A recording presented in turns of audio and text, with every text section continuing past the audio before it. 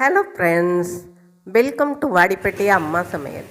இன்றைக்கி நம்ம கிச்சனில் பார்க்க போகிற ஸ்பெஷல் ரெசிபி, நம்ம டீ போடுற டயத்துக்குள்ளே ஒரு 5 நிமிஷத்தில் ஒரு கப் ரவையை வச்சு கிறிஸ்பியான ருசியான போண்டாதாங்க செய்ய போகிறோம். அதுக்கு தேங்காய் சட்னி வச்சு சாப்பிட்டோம்னா சும்மா அட்டகாசமாக இருக்கும்.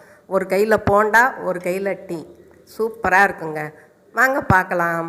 அதுக்கு முன்னாடி இன்றைய பிறந்த நாள் மற்றும் திருமண நாள் காணும் அனைவருக்கும் வாடிப்பட்டி அம்மாவின் இனிய நாள் வாழ்த்துக்கள்.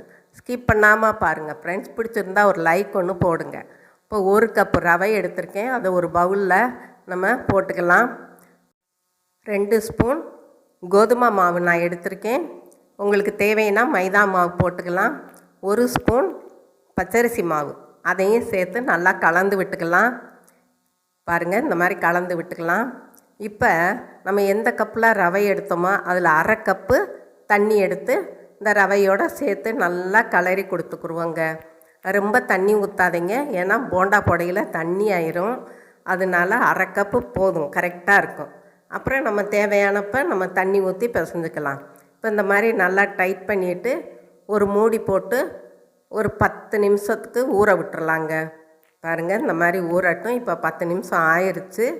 ரவையும் நல்லா ஊறி பொதிந்து வந்திருக்கு பாருங்கள்.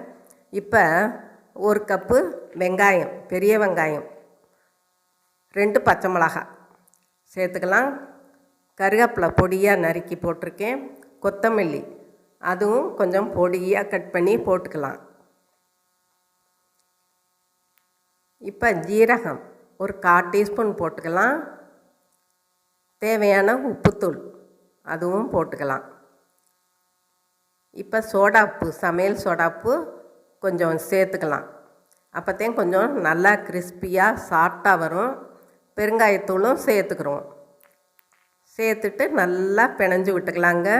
நீங்கள் பிணைய அந்த ரவை கொஞ்சம் தண்ணி கொடுக்கும்.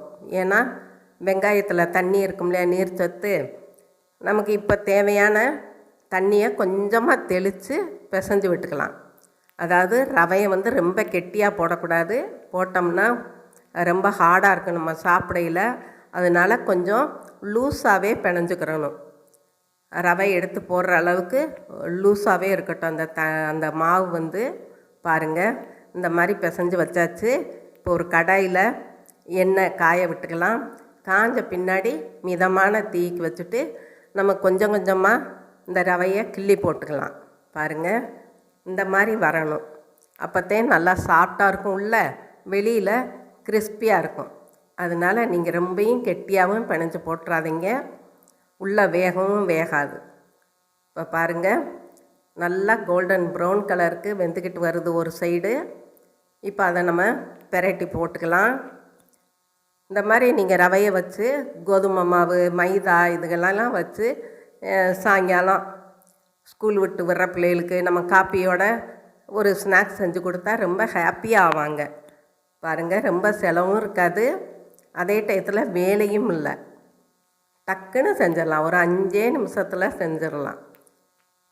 இப்போ நல்லா வெந்துருச்சு பாருங்கள். பார்க்கும்போதே நமக்கு தெரியுது எந்த அளவுக்கு இருக்கும்னு.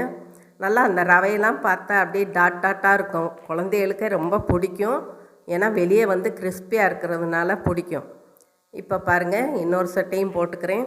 இதே மாதிரி நீங்கள் கேப்ப மாவு, சோள மாவு, கம்பு மாவு இதுகளையும் நீங்கள் இதே மாதிரி ஸ்நாக்ஸ் செஞ்சு குழந்தைகளுக்கு கொடுத்துக்கலாம். ரொம்ப ஹெல்த்தியாகவும் இருக்கும், நம்ம கடையில் வாங்கவும் தேவையில்லை. பாருங்கள், வீட்டிலையே செஞ்சு கொடுத்தா பிள்ளைகளுக்கு ஆரோக்கியமாகவும் இருப்பாங்க.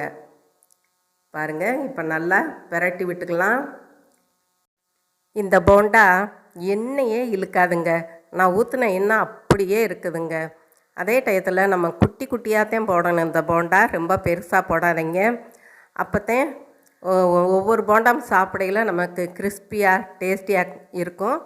இந்த போண்டாவுக்கு தேங்காய் சட்னி சும்மா அட்டகாசமாக இருக்குங்க. நான் வீரமாக கொடுத்தேன், சாப்பிட்டு வீட்டுக்கும் எடுத்துகிட்டு போனால் ரொம்ப ரொம்ப நல்லா இருக்குமான்னு சொன்னால் நீங்களும் இதே மாதிரி செஞ்சு சாப்பிடுங்க. அவ்வளோதாங்க, நம்மளோட ரவா போண்டா சும்மா ஜம்முன்னு ரெடி ஆயிடுச்சு. இதுவரை சப்ஸ்கிரைப் பண்ணாதவங்க சப்ஸ்கிரைப் பண்ணுங்கப்பா. ஆளுங்கிற பெல் பட்டனை தொடுங்க.